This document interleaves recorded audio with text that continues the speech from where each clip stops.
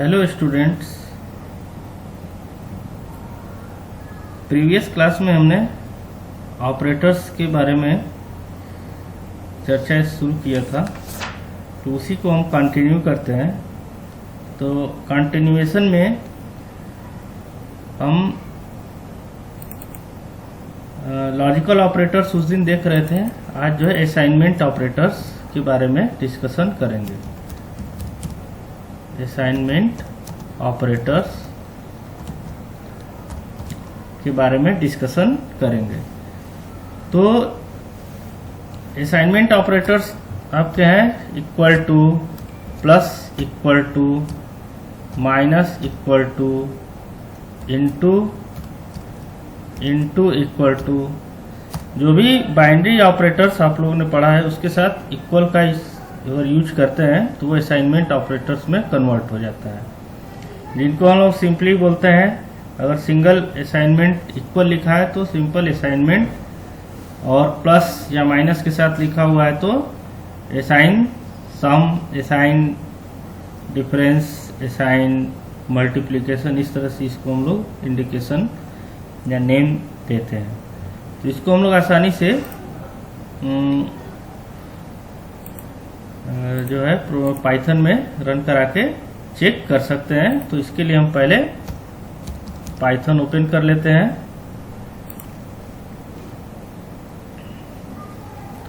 Python हमारा open हो चुका है। अब हम a इक्वल टू 9, इसका मतलब क्या है कि a की वैल्यू 9 असाइन हो गई। The value of a is 9। अगर हम प्रिंट करते हैं a की वैल्यू तो ये आपको सिंपली 9 दिखाएगा। अगर हम a equal to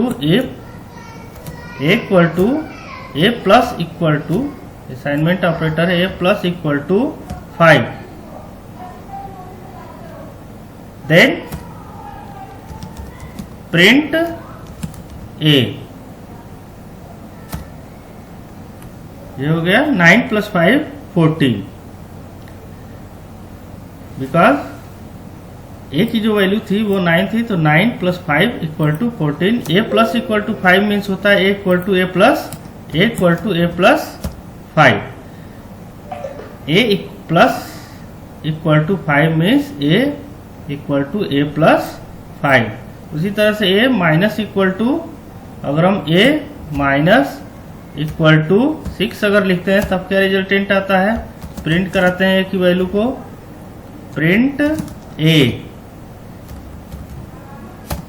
8 minus 14 minus 6 equal to 8। सही है। तो इस तरह से आप लोग बाकी असाइनमेंट ऑपरेटर्स को खुद से उसको चेक करेंगे। और if you have any problem then you can easily ask by comment box. Next जो है वो है पंक्चुएटर्स। टोकेंस में पंक्चुएटर्स भी होते हैं।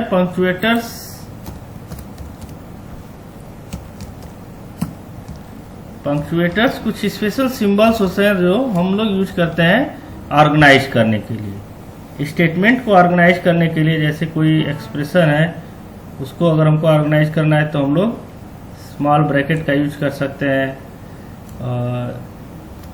डिक्शनरीज के लिए कर्ली ब्रेसेस, लिस्ट के लिए स्क्वायर ब्रैकेट, देन कामा का यूज करते हैं, डबल कोट्स का यूज करते हैं स्ट्रिंग को डिफाइन करने के लिए, सेमी कॉलन का यूज करते हैं, तो कॉलन का यूज करते हैं। तो बहुत सारे पंक्चुएटर्स हैं जो स्टेटमेंट को एक परफेक्ट जो है ऑर्गेनाइजेशन प्रोवाइड करते हैं। तो हर प्रोग्रामिंग लैंग्वेज में हम पंक्चुएटर्स का यूज करते हैं, तो पाइथन में भी पंक्चुएटर्स हैं, उनका हम यूज करेंगे। तो ये आपके बेसिक टोकन्स थे। अब इसके बाद हम पाइथन प्रोग्रामिंग जो है स्टार्ट कर सकते हैं, उसका स्टार्टिंग ले सकते हैं।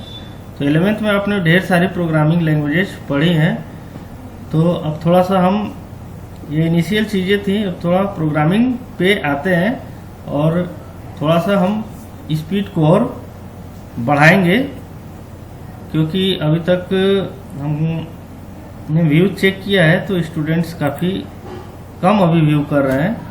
इसका रीज़न तो मुझे पता नहीं है, आप कमेंट बॉक्स में लिखेंगे। तो हम स्टार्ट करते हैं अब प्रोग्रामिंग के। तो प्रोग्रामिंग करने के लिए टोकेंस तो हमारे बेसिक ब्लॉक्स हैं, इनका यूज़ तो हम करेंगे ही। तो इसके अलावा हम कुछ और भी चीज़ें हैं, जैसे एक्सप्रेशंस क्या होते हैं? एक्सप्रेशंस जो वैल्यू स्टोर करते हैं। A equal to 4, this is completely known as a expression. A equal to 12 plus 3 into 4, this is also expression, because after calculating this statement A stores a value. तो कोई भी expressions हम लोग use कर सकते हैं। उसमें हम अरिथमेटिक ऑपरेटर का यूज कर सकते हैं। अरिथमेटिक ऑपरेटर में binary operator, logical operator, relational operator, बहुत सारे ऑपरेटर्स का यूज करके हम लोग अलग अलग तरीके के एक्सप्रेशंस जो है पाइथन में बना सकते हैं। तो एक्सप्रेशंस हम लोग आगे और डिटेल में लिखेंगे और जब प्रॉब्लम्स आएंगे तो उसको समझेंगे। सिंपली अभी आप लोग किए भी होंगे, बहुत सारे एक्सप्रेशंस लिखे भी होंगे। तो एक्सप्रेशंस को जैसे कुछ एक्सप्रेशन जैसे मान लीजिए हमने लिख लिया 12 is greater than 8 and 34 is less than 10 और 0 is greater than -1। This is a statement because B stores a value, this statement is also categorized as a expression। इसको हम लोग एक्सप्रेशन बोलेंगे। तो कोई भी ऐसा स्टेटमेंट जो एक वैल्यू स्टोर करता हो तो उसको हम एक्सप्रेशंस बोल सकते हैं। देन अगला है हम स्टेटमेंट्स लिखेंगे।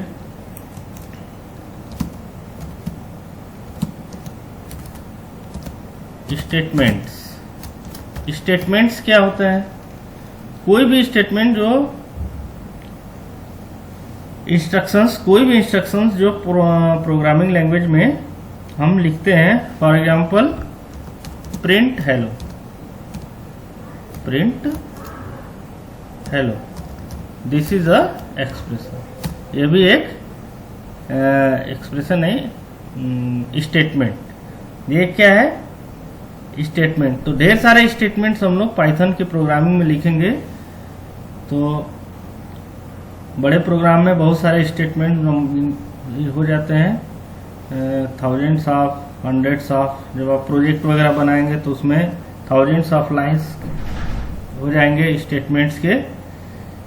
तो एक्सप्रेशंस, स्टेटमेंट्स, इसका हम प्रोग्रामिंग लैंग्वेज में यूज करेंगे। देन अगला है कमेंट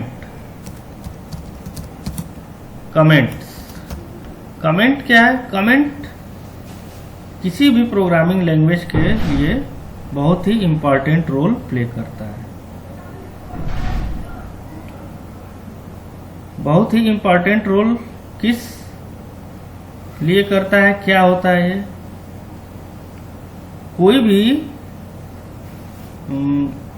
प्रोग्राम जब हम लिखते हैं तो वो प्रोग्राम किस लिए है, क्या इसका रोल है? कोई वेरिएबल जैसे हमने एक ले लिया, for example a equal to 33,000। तो ये क्या है? ये क्या स्टोर कर रहा है? ये है क्या? किस लिए हम ए का यूज कर रहे हैं? तो इसको बताने के लिए हम लोग कमेंट्स का यूज कर सकते हैं। तो कमेंट जो है वो एक्चुअली प्रोग्रामिंग में कोई उसका पार्टिसिपेशन तो नहीं है। वो लाइन जो है वो एग्जीक्यूट नहीं होगी, वो केवल अंडरस्टैंडिंग के लिए है कि जो वेरिएबल्स या कोई ब्लॉक एक बनाया गया है या एक प्रोग्राम जो है वो किस लिए हम बना रहे हैं, एक तरह से उसका मेंशन करने के लिए हम उसको यूज कर सकते हैं। तो कमेंट्स जो है वो सिंगल लाइन भी हम कर सकते हैं या मल्टी लाइन कमेंट भी बनाते हैं। तो 2 टाइप्स कमेंट्स कितने टाइप्स के होते हैं? 2 टाइप्स के होते हैं। 2 types of comment, 2 types of comments. Two types of comment में पहला है single line comment, single line comment. तो इसके लिए हम लोग यूज करते हैं हैश का। हैश अगर हम लोग लिखते हैं तो ये सिंगल लाइन कमेंट होता है। तो इसके लिए अगर हम लोग पाइथन ओपन करते हैं,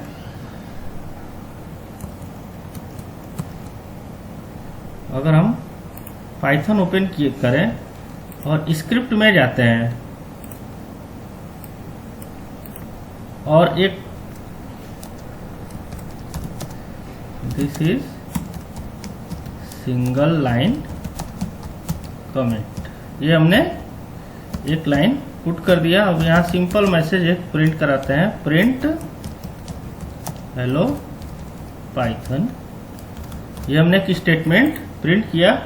अब इसको रन कराते हैं। रन कराने के लिए F5 का यूज करते हैं या रन पे जाके रन मॉड्यूल पे क्लिक करेंगे, आप लोगों ने किया है। अब इसको हम डिफॉल्ट लोकेशन PRG1 से हमने इसको सेव कर दिया, ऑलरेडी है, हम इसको रिप्लेस कर लेते हैं। तो इसका रिजल्टेंट क्या आ रहा है, हेलो पाइथन। जो हमने ये स्टेटमेंट लिखा है, ये जो है वो यहाँ पे डिस्प्ले में या कहीं भी उसका रोल सब इसमें आउटपुट में नहीं है। ये क्या है, ये कमेंट फर्स्ट प्रोग्राम, जैसे हमने इसका हेडिंग दे दिया फर्स्ट प्रोग्राम, तो ये इंडिकेशन हो गया कि ये हमारे फर्स्ट प्रोग्राम के लिए हमने ये प्रोग्राम बनाया। ये हमारा पहला पाइथन का प्रोग्राम है, तो इसको हमने टाइटल दे दिया फर्स्ट प्रोग्राम। तो एक तरह से हमने एक सिंगल टाइटल के फॉर्म में, तो कहीं भी प्रोग्राम है, जैसे एक बड़ा ब्लॉक हम बनाए तो वो ब्लॉक किस लिए है, कोई एक वेरिएबल ले लिया, जैसे हम एक वेरिएबल यहाँ पे ले लेते हैं a=10। अब हम वेरिएबल को ऊपर डिफाइन कर देते हैं, a is used for storing amount, a used for storing amount। वैसे तो हमको उस तरह के वेरिएबल्स का सिलेक्शन करना चाहिए जिस तरह की वैल्यू हमको स्टोर, जैसे अमाउंट हमको स्टोर करना है तो एक जगह हम यहाँ पे AMT का यूज कर सकते हैं या पूरा अमाउंट भी लिख सकते हैं।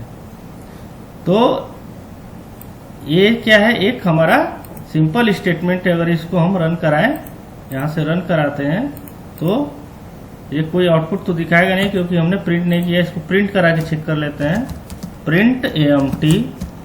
अगर हम डिस्प्ले करते हैं तो इसमें क्या रिजल्टेंट आएगा, प्रिंट AMT किया है तो 10 रिजल्ट डिस्प्ले कर रहा है। तो इसका मतलब अमाउंट की जो वैल्यू 10 है, ये सिंपली इसको डिस्प्ले कर दे रहा है। इस लाइन का मतलब क्या है कि सिंगल लाइन एक हमारा एक टाइटल हो गया कि AMT जो है वो किस लिए यूज किया जाए, AMT जो है किस लिए यूज किया जाए। कोई भी प्रोग्रामर जैसे हमारे न रहने पे कोई भी इस प्रोग्राम को ओपन करेगा तो AMT का मीन्स वो समझ जाएगा कि ये जो है अमाउंट को स्टोर करने के लिए यूज इसका किया गया है। तो ये तो था सिंगल लाइन, लेकिन अगर हमको एक कई लाइन का जैसे डेट 27/5/2020, तो 2 लाइन अगर हमको इसका डेट और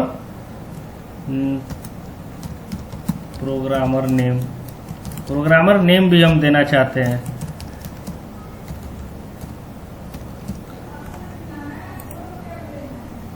ठीक, तो यहाँ पे 3 लाइन के हमने कमेंट, तो ये तीनों लाइन के आगे अगर आप हैश लगा देंगे तो ये तीनों जो है सिंगल लाइन कमेंट होगा। एक तरीका तो ये है, अगर आपको यहाँ से यहाँ तक पूरा कमेंट करना है तो इसके लिए सबसे आसान तरीका ये है कि आप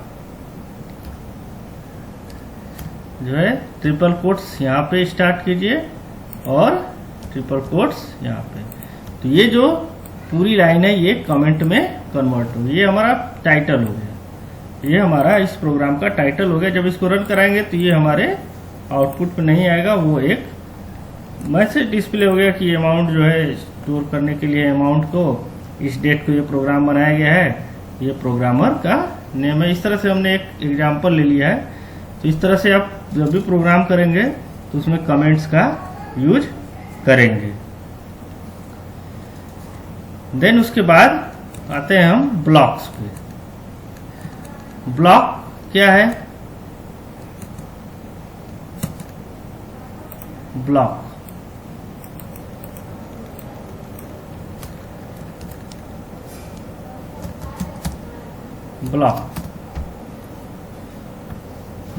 जो है, ब्लॉक के साथ साथ हम इंडेंट भी लिख देते हैं, ब्लॉक एंड इंडेंट, क्योंकि दोनों एक साथ ही वर्क करेगा। ब्लॉक जो है वो प्रोग्रामिंग, पाइथन प्रोग्रामिंग की सबसे बड़ी चीज है। कोई एक पर्टिकुलर ब्लॉक जो है वो एग्जीक्यूट कब करेगा, कोई भी स्टेटमेंट कब एग्जीक्यूट करेगा। For example, if salary is more than 2000 then bonus is 500। तो यहाँ पे देखिए हमने एक कंडीशन दिया है कि अगर सैलरी जो है वो 2000 के ऊपर होगा तब जो है बोनस 500। तो ये जो स्टेटमेंट है इसकी डिपेंडेंसी जो है इस स्टेटमेंट पे आ रही है, इस स्टेटमेंट की डिपेंडेंसी इस स्टेटमेंट पे आ रही है। तो ये जो है कब एग्जीक्यूट करेगा, जब ये सही होगा। तो इसको हम सिंपली क्या करते हैं, इसकी जिसकी डिपेंडेंसी इस पे है वहां पे हम इसको इसके अंदर टैब मार्क करके लिख देते हैं। पाइथन में ऑटोमेटिक टैब मार्किंग होती है। तो जैसे हम पाइथन ओपन कर लेते हैं और एक सिंपल स्टेटमेंट लिखते हैं कि इफ, ऊपर एक हम ले लेते हैं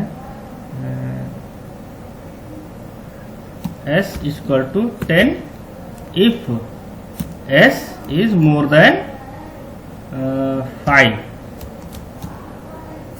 हियर यू सी, यहाँ पे अब जैसे ही हमने कॉलम लगा के इंटर किया, कर्सर जो है ऑटोमेटिक इंडेंट प्रोवाइड करा है।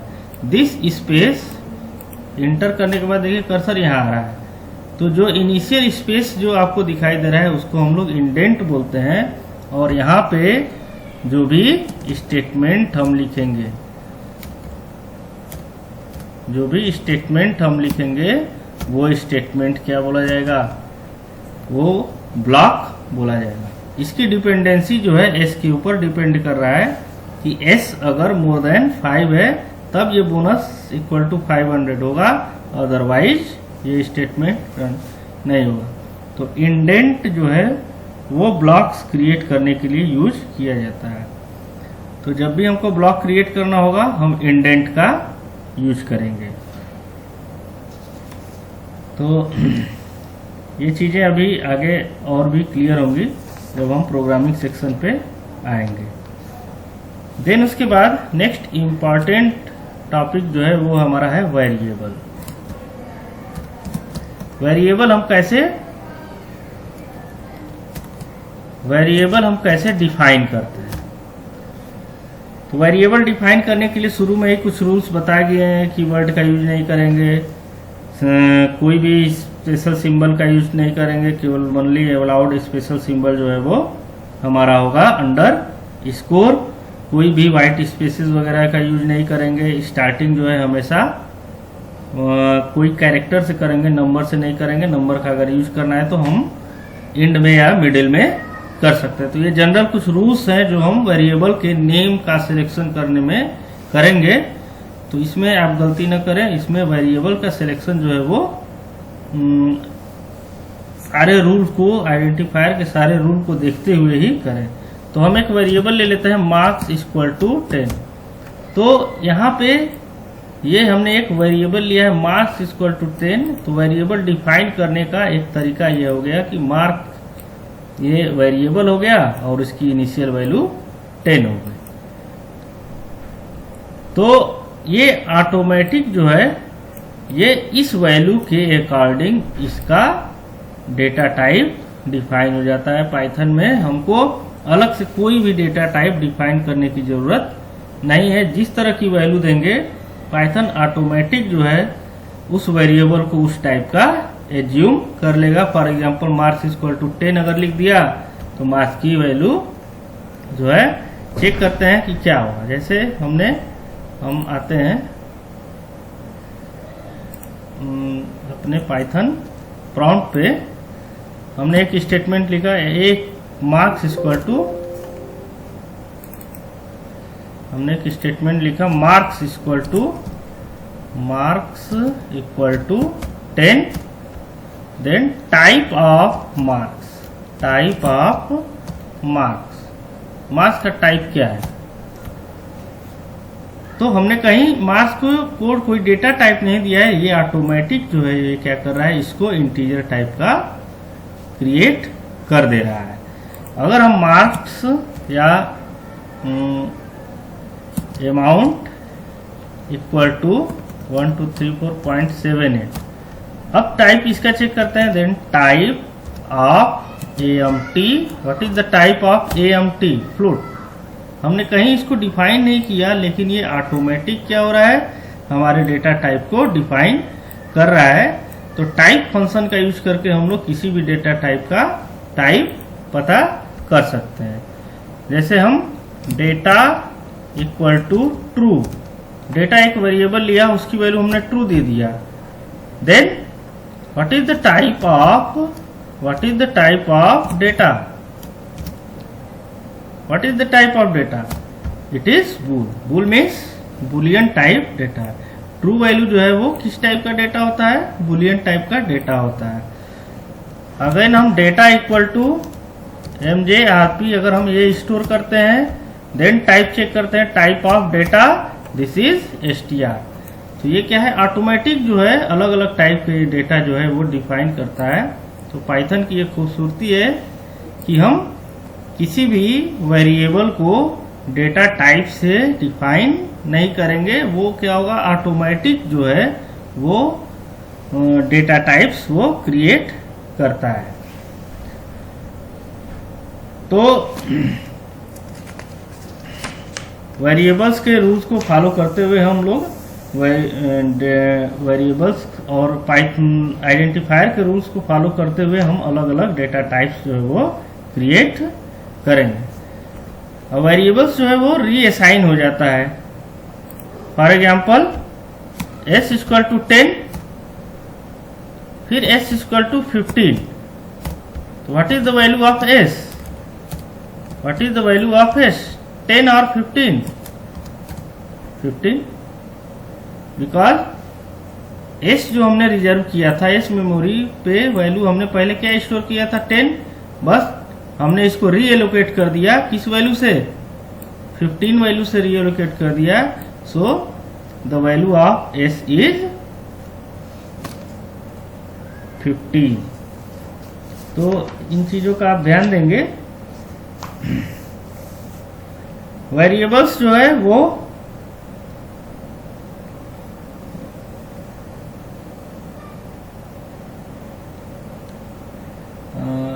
L वैल्यू, वेरिएबल्स के बाद L value and R value, L value and R value. L value क्या होता है, expression that can come on the LHS of assignment. जब भी हम असाइनमेंट का यूज करेंगे तो लेफ्ट हैंड साइड में जो भी एक्सप्रेशन होगा उसको हम लोग L वैल्यू बोलेंगे, राइट हैंड साइड में जो भी होगा उसको R वैल्यू बोलेंगे। तो R वैल्यू में हम नंबर, जैसे अगर हम x इक्वल टू 10 लिखते हैं तो this is correct. L value में हमने वेरिएबल ले लिया, R वैल्यू में हमने 10 ले लिया। लेकिन अगर कोई लिखा 10 equal to x, this is wrong, ये तरीका नहीं है। R वैल्यू में नंबर और L वैल्यू में L वैल्यू में नंबर और R वैल्यू में कोई भी वेरिएबल नेम इस तरह से हम नहीं लिखेंगे, दिस इज रॉन्ग। तो पाइथन में ये चीज आप ध्यान दीजिएगा कि L वैल्यू में वेरिएबल नेम होता है और R वैल्यू में उसकी वैल्यू जो है असाइन होती है। और भी तरीका है, जैसे x plus y equal to 10, ये भी सही नहीं है। x plus y equal to 10, जैसे पाइथन हम ओपन करते हैं, यहाँ पे 10 इक्वल टू x लिखते हैं, error. x plus y equal to 10 लिखते हैं, एरर। तो ये सब इलीगल है, ये सब स्टेटमेंट इलीगल है। एल वैल्यू में कोई भी ऑपरेटर वगैरह असाइनमेंट के केस में, ये चीज जरूरी है, असाइनमेंट के केस में हम इसका असाइनमेंट ऑपरेटर्स जो भी है उनके केस में इस तरह का यूज हम नहीं करेंगे, ये आपको एरर शो करने लगेगा। उसके बाद है multiple assignment. Multiple assignment means क्या होता है, a equal to b equal to c equal to 10, यानी ए बी सी तीनों की वैल्यू 10 हो गई, सी की वैल्यू 10 दिखाएगा, बी की वैल्यू 10 दिखाएगा, ए की वैल्यू 10 दिखाएगा। और भी तरीका है assignment, a comma b comma c equal to 10 comma 20 comma 30। इसका मीन्स क्या होगा, ए की वैल्यू 10 हो गई, बी की वैल्यू 20 हो गई, सी की वैल्यू 30 हो गई। तो इस तरह से हम लोग अलग अलग असाइनमेंट भी कर सकते हैं। तो इस पे मैं कुछ क्वेश्चंस भी आपको दूंगा, ये आप सेल्फ जो है अपने सिस्टम पे इसको ट्राई करेंगे। अब डायनेमिक टाइपिंग जैसे है, x इक्वल टू 10 ले लिया, x इक्वल टू हेलो ले लिया, तो अब क्या होगा, x की वैल्यू, x जो है पहले तो इंटीजर स्टोर किया था, लेकिन अब क्या हो गया, स्ट्रिंग स्टोर किया है, तो इसका डायनेमिक ये हो गया, x जो इंटीजर टाइप का था वो ऑटोमेटिक अब किस टाइप का हो जाएगा, स्ट्रिंग टाइप का हो जाएगा। तो इस तरह से हम लोग इसको टाइप फंक्शन का यूज करके हम लोग चेक भी कर सकते हैं। उसके बाद है इनपुट और आउटपुट स्टेटमेंट। तो इनपुट स्टेटमेंट आप लोगों ने पढ़ाई है, x equal to input enter a number, enter a number. इसका मतलब क्या है कि कोई वैल्यू अगर हमको रीड करना है तो हम लोग इनपुट का यूज करेंगे, इनपुट इंटर ए नंबर। अब इंटर करेंगे तो ये हमको एक मैसेज दिखाएगा, इंटर ए नंबर, जो मैसेज हमने इस ब्लॉक के अंदर दिया था। यहाँ पे अब हम जो भी वैल्यू देंगे तो वो किस में स्टोर हो जाएगा, x में। अगर प्रिंट कराएंगे हम x को, प्रिंट कराते हैं अगर हम x को, तो ये क्या डिस्प्ले करेगा, 10 डिस्प्ले करेगा। आउटपुट स्टेटमेंट सबको पता ही है, प्रिंट स्टेटमेंट आउटपुट स्टेटमेंट है। इसको हम प्रिंट कोई भी मैसेज या कोई वेरिएबल की वैल्यू को डिस्प्ले करने के लिए यूज करेंगे। तो अलग अलग तरीके के, जैसे हमको इंटीजर टाइप की वैल्यू रीड करना है, तो हम अगर हम इंटीजर टाइप की वैल्यू को रीड करना चाहते हैं तो हम इंटीजर का यूज करेंगे। For example x equal to int input enter a number.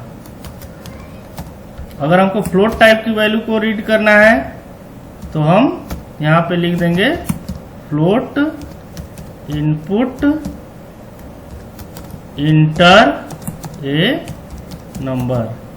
तो ये सब चीजें हैं, तो ये सब आप 11th में कर चुके हैं, ये कोई नई चीज नहीं है।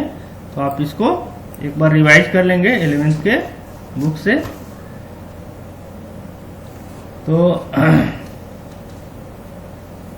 आउटपुट प्रिंट स्टेटमेंट हम लोग सेपरेट करके कामा वगैरह से भी कामा का सेपरेशन करके हम लोग अलग अलग तरीके के प्रिंट स्टेटमेंट का यूज करते हैं। कुछ मैं होमवर्क आपको दूंगा, उसको आपको चेक करने के लिए जो 11th में जो आप लोगों ने पढ़ा है वो आपको याद है कि नहीं है। तो आज के लिए बस इतना ही। नेक्स्ट वीडियो में हम अब कवर करेंगे अब आगे की चीजें जो आपके हमने पढ़ाया था,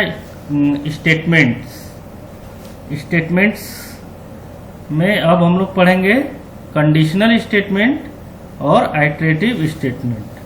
कंडीशनल में इफ एलिफ एल्स का यूज और फॉर लूप और व्हाइल लूप से कुछ प्रोग्राम जो हम लोगों ने पढ़ा है उससे आउटपुट वाले क्वेश्चंस भी 12th में आते हैं। तो नेक्स्ट वीडियो उस पर हम कवर करेंगे। तब तक के लिए thank you very much, good bye.